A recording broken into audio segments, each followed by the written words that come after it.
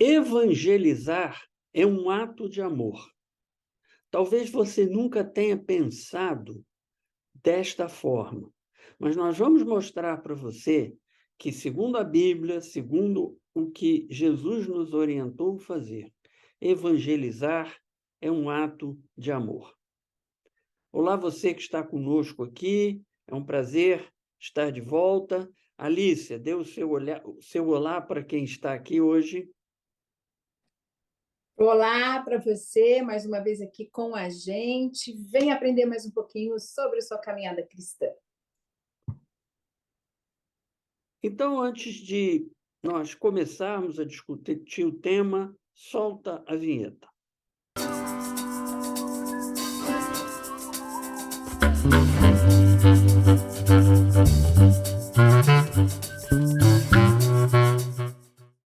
Conforme eu disse, evangelizar é um ato de amor. Quando você evangeliza alguém, você está mostrando que se importa com aquela pessoa e que você ama aquela pessoa no sentido do mandamento que Jesus nos deu de amar o próximo como a nós mesmos. Mas como isso funciona na prática? Primeiro, eu queria começar lembrando a você que nos ouve aqui hoje que evangelizar não é uma escolha, não é uma coisa que a gente decide fazer ou não e está tudo bem. Evangelizar é um mandamento dado pelo próprio Jesus. Veja lá o que está em Marcos 16, capítulo 16, versículo 15. Indo pelo mundo, pregai o evangelho a toda criatura. Outras traduções dizem: ide pelo mundo e pregai o evangelho a toda criatura. Eu gosto mais dessa tradução, porque esse indo dá a ideia de vivendo no mundo, estando no mundo, participando no mundo, porque é o que a gente tem que fazer. Jesus nos disse que nós somos o sal da terra. Portanto, a gente tem que estar no meio da comida, a gente tem que estar no mundo, a gente tem que estar participando. E indo pelo mundo, nós temos que pregar o evangelho a toda criatura. Esse mandamento de Jesus, que é muito importante, ele é conhecido em termos teológicos como a grande comissão. Quer dizer, o grande coisa que Jesus nos disse para fazer, a grande comissão. E ele é simples. Temos obrigação de falar sobre o evangelho de Jesus Cristo para as pessoas que viermos a encontrar. É simples, é um mandamento simples de entender e, eventualmente, cumprir. Temos a obrigação de falar sobre o Evangelho de Jesus Cristo para as pessoas que viermos a encontrar. Agora, poucas pessoas, mesmo entre aquelas que são cristãos fiéis, que estão ligados no dia a dia da palavra, etc., poucas pessoas se empenham de fato em obedecer esse mandamento. E o pior, Alice, é que essas pessoas ficam encontrando desculpas para elas mesmas, para acalmar as consciências delas, para o fato de não fazer aquilo que Jesus mandou fazer, como se isso adiantasse. E a desculpa mais comum que eu já vi é falta de tempo. Não tenho tempo. Meu irmão, minha irmã, nós vamos ver isso aqui hoje. Esse é um mandamento fundamental e não existe desculpa para não cumpri-lo. Se você não cumpre isso, você está descumprindo aquilo que Jesus nos mandou fazer. Simples assim. É uma escolha sua. Você pode querer cumprir, você pode querer não obedecer. É um direito seu. A gente tem o livre-arbítrio. Mas não se iluda com desculpas como a falta de tempo. Vamos ver o que está por trás das situações mais comuns de quando as pessoas não cumprem o mandamento de falar do evangelho, de pregar o evangelho a toda criatura. Algumas situações típicas que nós vamos ver agora. Primeiro é talvez é a mais pesada, mais comum, a mais forte, é a preservação da própria imagem. Tem muitos cristãos e cristãs que ficam constrangidos de evangelizar, pois têm medo de sofrer críticas, ou serem rejeitados, ou serem taxados de fanáticos, ou serem taxados de intolerantes. Muita gente não gosta do cristianismo, especialmente pessoas mais educadas, com mais nível social, é onde você encontra a maior rejeição ao cristianismo. Não pense você, que está nos vendo hoje aqui, que Alice e eu não sofremos críticas, rejeições por termos esse trabalho que a gente tem aqui, que a gente fica só falando de Jesus Cristo, não nos move outra coisa aqui. Mas a gente recebe, às vezes, algumas reações pesadas contra nós. E as pessoas não querem passar por isso.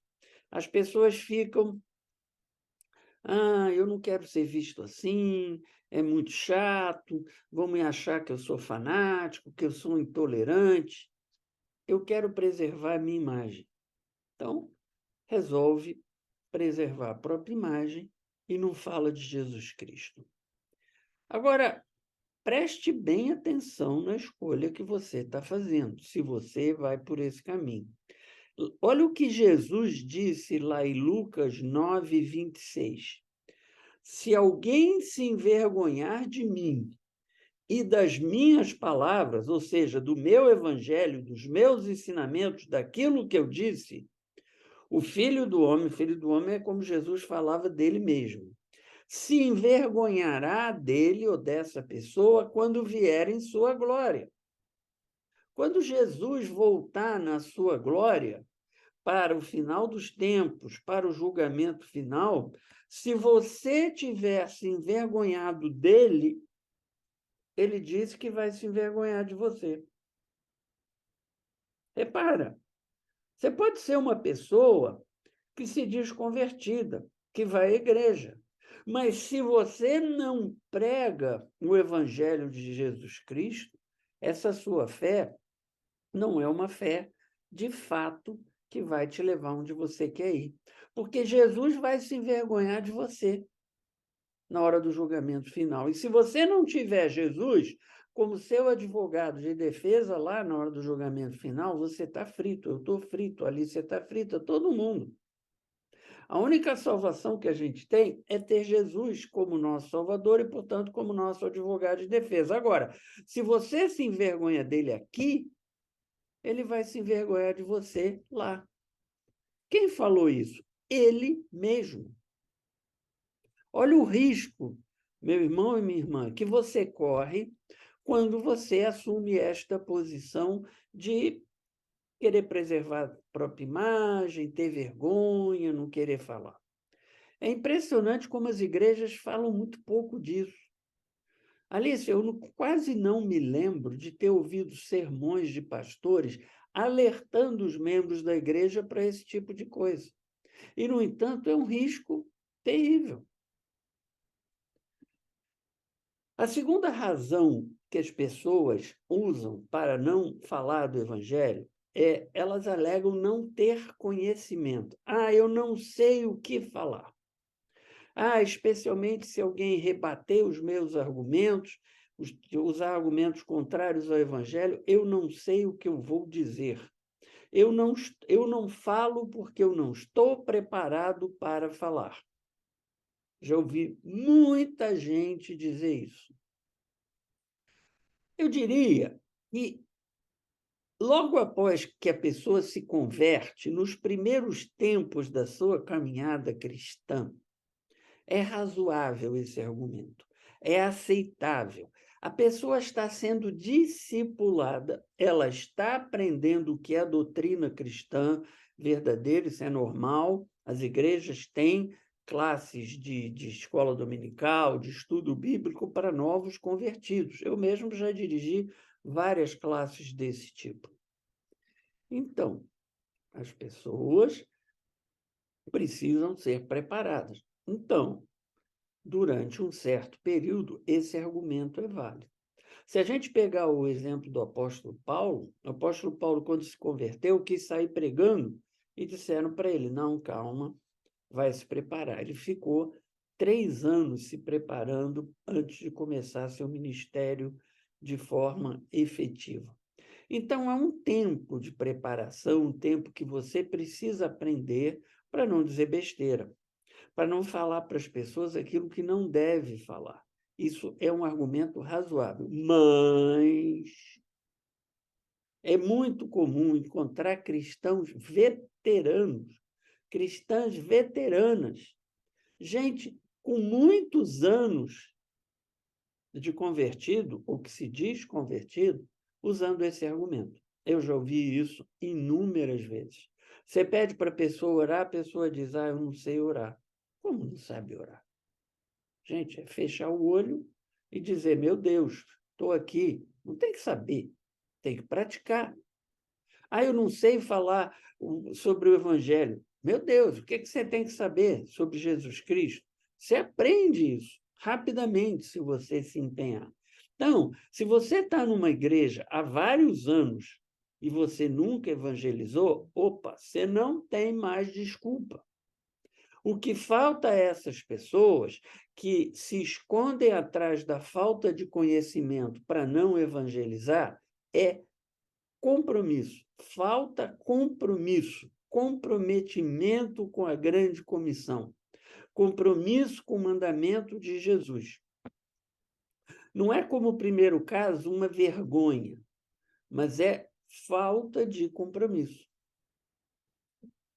E a gente não faz nada na vida sem compromisso.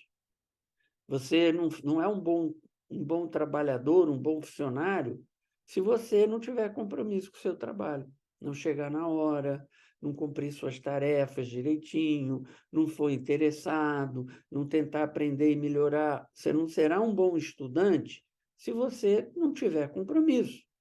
Você não consegue nem melhorar a sua forma física se você não tiver compromisso. Que dirá aprender a Bíblia, que dirá aprender a doutrina cristã e o que dirá fazer a grande comissão.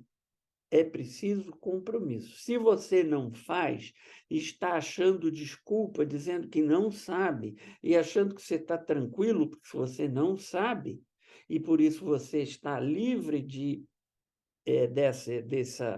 desse mandamento, cuidado, você não está livre desse mandamento.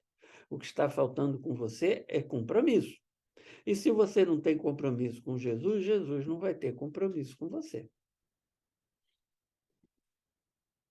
A terceira razão que as pessoas alegam para não participar da grande comissão é a dificuldade para encontrar o momento certo. Há pessoas, Alice, que nunca parecem encontrar o momento certo. Não querem evangelizar no trabalho porque não é apropriado. Trabalho não é lugar de falar de religião. Mas você não fica trabalhando o tempo todo que você está no seu escritório.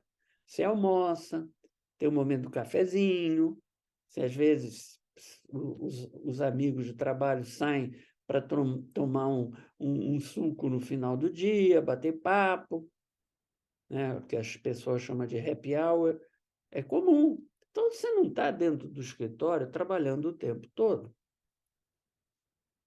As pessoas, às vezes, não querem incomodar os amigos. Eu estou numa reunião, não vou falar de pecado, porque para falar de salvação de Jesus Cristo, eu tenho que dizer que todo mundo peca e precisa de salvação. Olha, que coisa chata. Eu estou no meio dos meus amigos, vou ficar falando de pecado? Não é apropriado. Na família, então, nem se fala. A pessoa não prega Jesus, não fala de Jesus, porque tem aquele ditado, que, aliás, até está na Bíblia: ninguém é profeta na sua própria terra. Então, não sou eu que vou evangelizar na minha família. O momento certo de evangelizar nunca chega. Eu me lembro de uma história que eu li num livro escrito por um pastor. Ele tem vários livros escritos, ele escreve bem. O pastor Craig, ele é americano, e ele contou a seguinte história, Alicia. Ele tinha um membro da igreja dele cujo pai não era convertido e esse pai ficou muito doente, estava desenganado para morrer. Aí o membro da igreja dele chegou para ele e disse: pastor, por favor, visite meu pai e veja se você consegue falar de Jesus para ele. Quem sabe ele aceita Jesus. E o pastor foi até o hospital. Chegou lá, encontrou um homem muito bem, Alice. Cara, embora internado e desenganado, ele estava num bom momento. E bateram um papo, foi agradabilíssimo, falaram de esportes, ambos eram fãs de esporte lá que tem nos Estados Unidos, talvez futebol americano, e assim por diante. Conversaram, bateram um papo, mas o pastor achou que não estava no momento de falar de Jesus. O homem estava tão bem, tão alegre, que não era o momento. Ele pensou com ele mesmo: amanhã, bem cedo, eu volto, e aí como eu já tive uma abertura, já criei um relacionamento com esse doente, com esse homem, eu vou falar de Jesus para ele. E dito e feito, no dia seguinte ele voltou cedinho no hospital. Naquela noite, o homem tinha morrido. E ele disse, o pastor, no livro dele: eu vou levar pelo resto da minha vida esta culpa comigo. Eu não falei de Jesus para esse homem que estava morrendo quando eu poderia ter falado, porque eu achei que não era a hora certa. A minha experiência, desde que eu comecei a fazer site cristão, como eu já tive, blog, site, agora esse trabalho em redes sociais, é que quando você chega para Jesus e diz assim, fala para o Espírito Santo: eu estou disponível, como disse o profeta Isaías, eis-me aqui, envia-me a mim, a oportunidade sempre aparece. É impressionante como as pessoas, de moto próprio, vêm puxar assunto com você sobre evangelho. Eu já cansei ali, você já viu isso em festas, quando às vezes a gente está numa festa, quando a gente vê, está batendo papo, tem 3, 4, 5 pessoas em torno conversando sobre Jesus Cristo. E não é que a gente entrou lá com o objetivo, né, de fazer uma evangelização. O Espírito Santo cria a oportunidade. Por quê? Porque a gente diz que se colocou à disposição. Então, se você não está encontrando o momento certo, meu irmão, minha irmã, é porque você não se colocou à disposição. Se coloque à disposição, que o Espírito Santo vai fazer acontecer. E agora eu queria concluir, Alice, explicando por que evangelizar é um ato de amor. Evangelizar é um mandamento. Mas, além da obediência em si, há uma outra razão importante para a gente evangelizar. Evangelizar é um ato de amor ao próximo. Por quê? Se eu acredito verdadeiramente que o Evangelho de Jesus Cristo é a coisa mais preciosa que eu tenho, é o conhecimento mais precioso que eu tenho, que eu adquiri na minha vida, se é uma coisa, é um tesouro que eu encontrei na vida, se isso é tão precioso, eu devo querer repartir isso com as outras pessoas, especialmente com quem eu amo. Portanto, evangelizar não é um ato de pressionar a pessoa, deixar a pessoa mal, é um ato de amor. Eu estou repartindo com aquela pessoa aquilo que eu tenho de mais precioso. Aí vem assim: devo evangelizar o índio? O índio está lá vivendo na cultura dele? Devo. Por quê? Porque o evangelho é precioso. Se é precioso para mim, será precioso para o índio. Agora, claro, eu tenho que fazer com o índio da forma certa, porque ele está dentro da cultura dele. Eu não devo tirá-lo da cultura dele para evangelizá-lo, como algumas pessoas tentam fazer. Eu devo evangelizar a mulher muçulmana? Devo. Nós temos exemplos das pessoas usarem escritos nossos, coisas nossas, em meios muçulmanos, as mulheres se reunirem escondidas para estudarem coisas que a gente escreveu. Por quê? Porque isso é a coisa mais preciosa que eu tenho. Se é precioso para mim, é precioso para todos aqueles que eu amo. E Jesus disse para a gente amar o próximo. Então, evangelizar o próximo é um ato de amor. Não é só um ato de obediência a Jesus Cristo. Então, não fique encontrando desculpas para a sua consciência. Não tenha vergonha, não tenha preguiça de evangelizar. É claro que há horas e horas. Você está trabalhando, está no meio de uma reunião de negócio, não é hora de evangelizar. Isso é claro, todo mundo entende isso. O Espírito Santo entende isso. Mas se você se coloca à disposição, a hora vai aparecer. E você vai fazer muita diferença na vida de muitas pessoas. As pessoas vão chegar para você e vão dizer aquilo que você falou para mim naquele dia, naquela hora. Você, às vezes, nem lembra do que você falou naquele dia, naquela hora. Mas, para a pessoa, aquilo que você falou naquele dia e naquela hora foi fundamental. Mudou a vida dela. Alicia, seus comentários. Tanta coisa para falar. Primeiro que, assim, como você mesmo diz, desculpa. Desculpa é uma coisa que para o cristão não fica bem, né, Vinícius? Porque você criar uma sucessão de desculpas para justificar a sua ação cristã no dia a dia já está errado por princípio, né?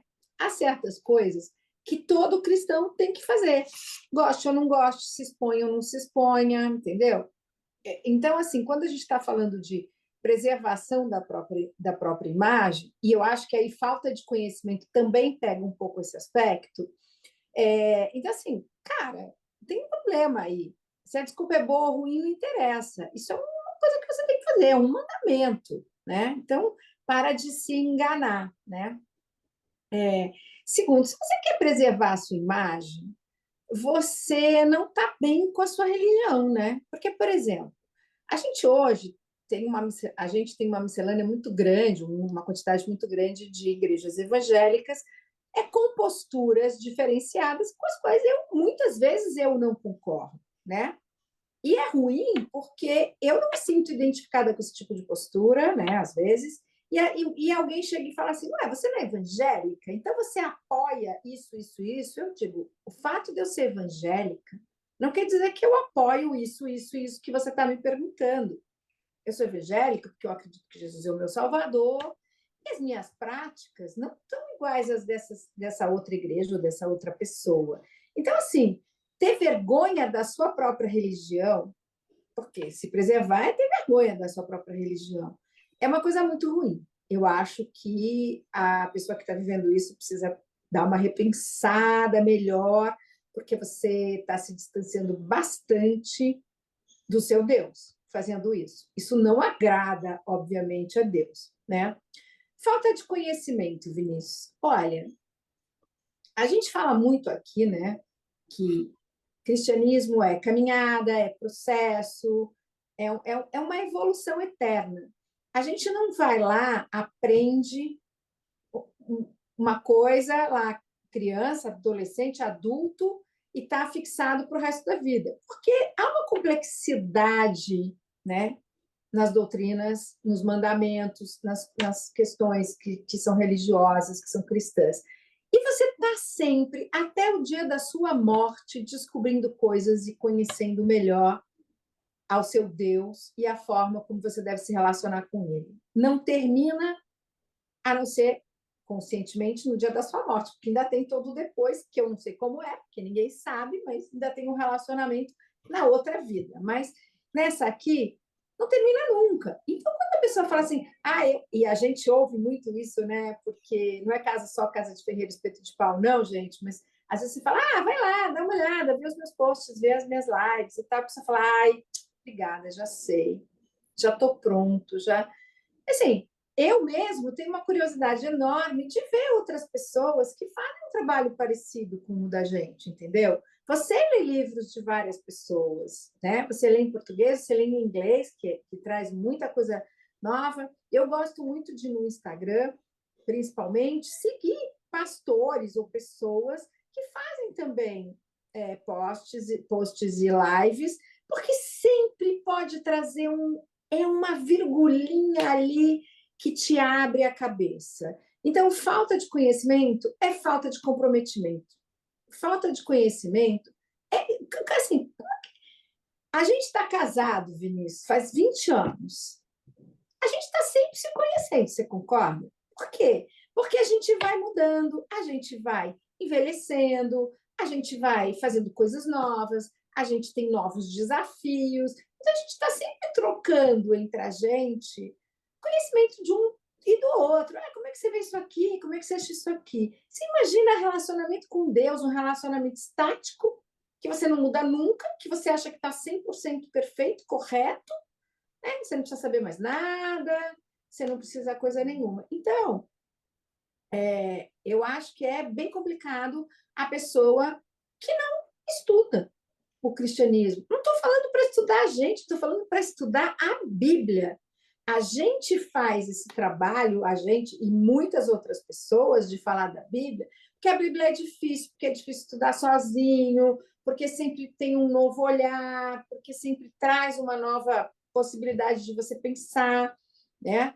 A gente está sempre se renovando nesse aspecto. Então, falta de conhecimento não é desculpa para nada nem ninguém. Se você não conhece bem, profundamente, e não acompanha esse caminhar da sua religião, esse conhecimento que é processo, você também não está bem na fita. E, por último, encontrar o momento certo, né? E como é que você sabe qual é o momento certo para esse tipo de coisa? Porque você se vê diante de uma pessoa e você não sabe o que ela realmente está sentindo, o que ela está vivendo. Muitas vezes vem aquela necessidade, você sabe que você tem que falar e você fica se policiando. Essa é a pior coisa do mundo, ficar se policiando, entendeu? Isso que você. E só para finalizar, então, assim, eu acho que é o seguinte: está sempre dentro da. Tudo isso está sempre dentro daquela nossa perspectiva. Ou você está realmente mergulhado no seu cristianismo, no seu relacionamento com Deus, está ouvindo seus mandamentos dele, está olhando quais são os seus projetos, os projetos que ele tem para você, o que ele está querendo que você faça, sempre antenado, sempre ligado nisso, ou você está numa relação bem secundária, bem fria com Deus, né? Só está mesmo ligado nele, sabe quando? Na hora de pedir bênção, na hora de pedir saúde, na hora de pedir proteção, né? Porque assim, relacionamento não é só ficar pedindo que Deus te proteja e te cuide. É ouvir o que ele quer de você também. E quando está na Bíblia lá dizendo que você precisa fazer isso, é um recado dele para todos nós do que ele quer. E ele quer que a gente fale dele, do amor dele, da palavra dele, do cuidado dele, do relacionamento que ele quer ter com todos nós. Então, eu acho que se você está nesse planilhinho aqui, fazendo alguma dessas coisas, corre, vai melhorar isso aí, que vai ficar bom. E, por último, Vinícius, evangelizar é um ato de amor. É engraçado isso, né? A gente, lá atrás, estava uma vez fazendo um trabalho social e havia lá uma... E eu estava discutindo com as pessoas e assim, não, as pessoas precisam vir à igreja, né? E alguém me disse assim, você pode pedir às pessoas para virem à igreja para você ajudá-las? Eu falei assim, eu posso pedir à igreja, às pessoas para virem à igreja, que é o lugar onde eu venho e que é um lugar que eu amo estar. Eu não estou dizendo às pessoas para virem à igreja como um trabalho, não quero que elas venham aqui trabalhar, eu quero que elas venham aqui ouvir a palavra de Deus. Eu quero que elas venham fazer aquilo que é mais precioso para mim. Eu quero dividir com elas o que é bom para mim. Não é um.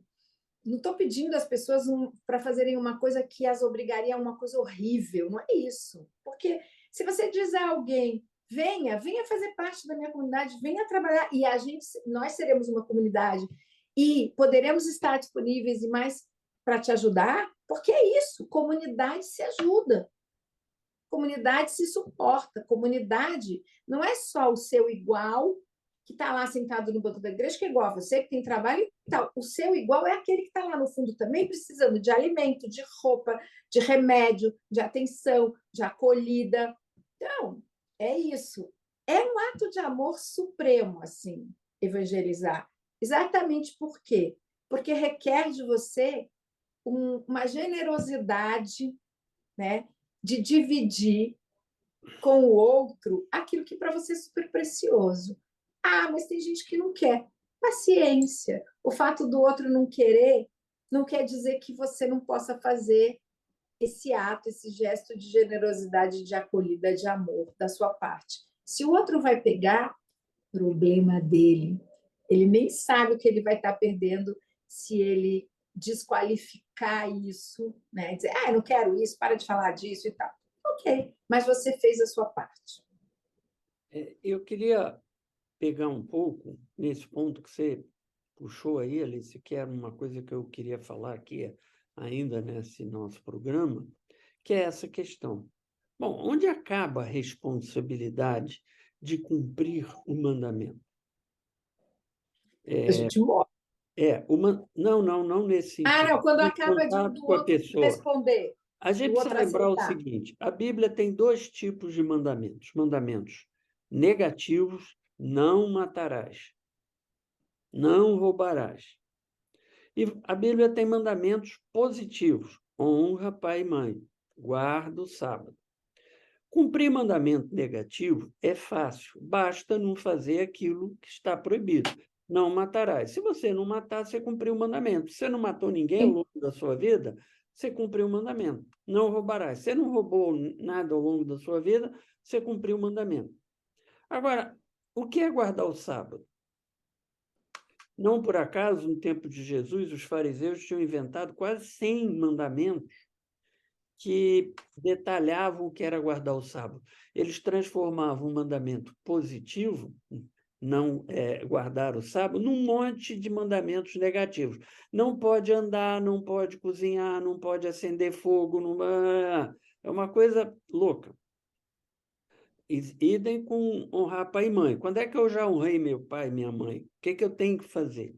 E mandamento positivo obriga a gente a pensar. Por isso, às vezes, as pessoas se atrapalham com ele, com esse tipo de mandamento. Pregar o evangelho a toda criatura é um mandamento positivo. Quando é que eu já cumpri este mandamento? Então, cuidado para não ficar transformando um monte de mandamentos negativos igual a guarda do sábado. A regra básica, ela é a seguinte: tua obrigação é dar a palavra, é falar de Jesus, é dizer que Jesus é importante, é dizer aquilo que você aprendeu sobre Jesus, é falar da importância que Jesus teve para você na oportunidade que você tiver. Não sentir vergonha, não sentir preguiça, O outro vai seja lá gostar. o que for. Não fazer que nem aquele pastor que teve a decência de confessar o erro que cometeu, para a gente aprender com ele, não é? E todos nós provavelmente já fizemos isso, talvez não com um final tão trágico da pessoa morrer, mas todos nós já fizemos isso. Então, fale, diga, peça, se você puder, antes que quando a pessoa te fizer a pergunta, faz uma oração rápida e diz: Espírito Santo, me dá sabedoria, para eu dar a palavra certa. Ouça o que a pessoa tem para dizer, se ela tem dúvidas, onde estão as dúvidas dela, fale. Isso Jesus Cristo, nos ensinamentos dele, comparou com o semeador. Ele tem uma parábola que ele diz: saiu o semeador a semear. O que faz o semeador? Joga a semente. E aí Jesus conta o que acontece com a semente. Ele diz que vem a semente da pregação, e em alguns casos a semente prospera, em outros casos não prospera. Mas repara, ele não fala que o semeador tem obrigação, depois de semear, de ficar vendo se a semente fez isso ou se a semente fez aquilo. Não é essa a imagem que ele usou. Saiu o semeador a semear. Indo pelo mundo, pregai o evangelho a toda criatura. Indo pelo mundo, semeai. Jogue as suas sementes. Claro, se a pessoa voltar para você, tiver uma dúvida, se a pessoa quiser saber mais, você vai ajudar. Mas o que vai acontecer com aquela semente que você deixou Não é uma não responsabilidade é sua. mais a sua responsabilidade. Então, de quem é a responsabilidade? É do Espírito Santo. Porque quem cuida da palavra, Quem cuida do ato de converter é o Espírito Santo. Sim. Não é você que converte. Quem converte é o Espírito Santo. Você é um instrumento. Então, você faz, você joga a semente, você semeia da melhor forma que você puder, o maior número de sementes que você puder. Se houver oportunidade de você fazer mais alguma coisa, faça. Mas quem cuida da semente é o Espírito Santo. E uma segunda coisa que eu queria falar com você, que está nos ouvindo aqui, é o seguinte: às vezes você joga a semente e quem colhe o que foi Não é você. semeado é outra pessoa. Uma vez eu estava num táxi, muitos anos atrás, e, como acontece muito frequentemente, o Espírito Santo levou o assunto para o Evangelho. E estávamos conversando, e o cara começou a me fazer uma série de perguntas, eu comecei a responder. E aí ele falou: Nossa, agora eu vi, saiu todo animado, etc. E aí ele me contou que ele tinha, anos antes, repare, anos, ouvido uma pregação de um pastor que falou uma opção de coisas para ele que teve um impacto na vida dele, mas ele ficou, não sabia se seguia, se não seguia, ficou com dúvida, foi, voltou. Repara, a semente não tinha germinado. A semente foi germinar comigo, anos depois, e talvez a colheita tenha sido feita na mão de uma terceira pessoa. Tem uma passagem na Bíblia que Paulo fala isso. Apolo semeou, Paulo regou, fulano de tal colheu. É assim mesmo.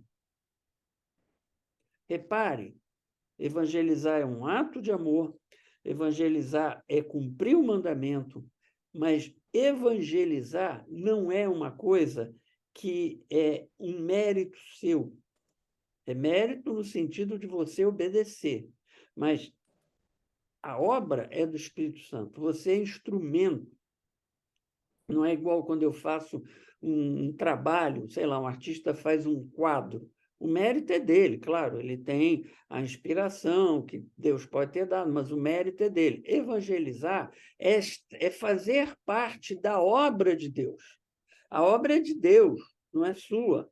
Você tem aquele pedaço de obrigação que é o pedaço de evangelizar. O que vai acontecer e o mérito do resultado é do Espírito Santo. Não é seu. Quer dizer, a gente nem devia estar pensando em resultado, né? Mas eu Pois. queria contar só para a gente encerrar uma coisinha engraçada aqui. Tudo bem, você vai semeando, você não vai colher.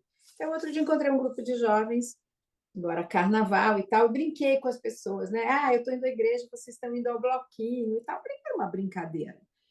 E, muito curiosamente, dois dos rapazes, pessoal na faixa dos seus 20 e poucos anos, disseram, um disse para mim, ore por mim. Olha que curioso. E o outro me disse, nossa, estou bem precisando ir também. Chegou uma terceira pessoa, uma menina, uma profissional da área de saúde, se formando aí na área de saúde, disse assim, ai, credo, ninguém merece isso, que coisa horrorosa. Bom, fecha a cena. E eu falei, nossa, que horror, né? Assim, eu fiquei meio aborrecida com a forma como a pessoa falou, né? E aí eu já simpatizei com os meninos e antipatizei com aquela postura da pessoa, entendeu? E depois eu entendi, eu falei, gente, mas eu já tive 20 anos e talvez eu tivesse essa mesma impressão, porque ela está olhando para um lado meio a religião, a igreja, entendeu? Talvez ela tenha tido uma experiência ruim, né? Mas ela um dia vai lembrar de ter me ouvido dizer brincando, que era uma brincadeira, não estava lá criticando ninguém, não, estava dando só um alô. Eu acho que você é jovem, você tem aí seu momento de aprendizado também. Às vezes você está vivendo uma transformação, mas em algum momento essa semente brotará e ela vai se lembrar. E aí eu acalmei meu coração e falei, Alicia, você também um dia já pensou, não vou não. E pior, tá cheio de gente hoje em dia que faz isso e está dentro da igreja, e nem vai na igreja, entendeu? Então eu também sou humana. No primeiro momento eu falei, nossa, eu não estava nem pegando, né, gente? Vamos combinar, estava brincando.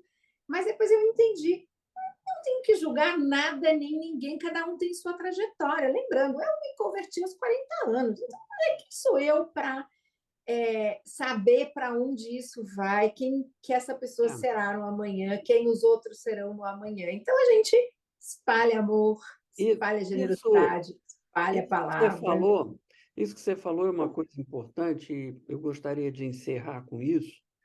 É muito importante o que você falou. Quando você der a palavra, você vai receber diferentes respostas à palavra. Tem gente que vai adorar, tem gente que vai chorar, tem gente que vai te dizer "É isso que eu precisava", e tem gente que vai reagir. Para aqueles que reagirem, paciência. Entrega nas mãos de Deus. A obra é do Espírito Santo. Não julgue a pessoa, diga, essa vai para o inferno. Não julgue. Não é o seu papel. Talvez não tenha sido o momento certo. Talvez essa semente vai prosperar, como você disse, mais adiante. Não julgue. Ah, não sei, né? Não está escrito em Não, lugar nenhum. e jamais diga para a pessoa, olha, você não está ouvindo o que eu vou falar, olha, você vai para o inferno, Ah, como uns horrível. fazem. Aí você está errando. Você não foi chamado para julgar. Você foi chamado para falar do Evangelho. O Sim, seu papel não é julgar. A obra é do sim, Espírito Santo. Cumpra a sua missão e se contente com a sua missão. O resto, deixa na mão do Espírito Santo. A obra é dele. sim. Bom, Alice, obrigado por dividir aqui a bancada comigo. E para você que está nos ouvindo, se você gostou do que ouviu, dê o seu like, Ai, que divide, divulgue o nosso trabalho para seus amigos, familiares, nas redes sociais, porque queremos atingir mais pessoas para falar de Jesus Cristo, é isso que nos move aqui. E que Amém. Deus abençoe a sua vida, que Deus ilumine os seus caminhos e que Deus te dê a paz. Tchau, tchau. Tchau, tchau, amém.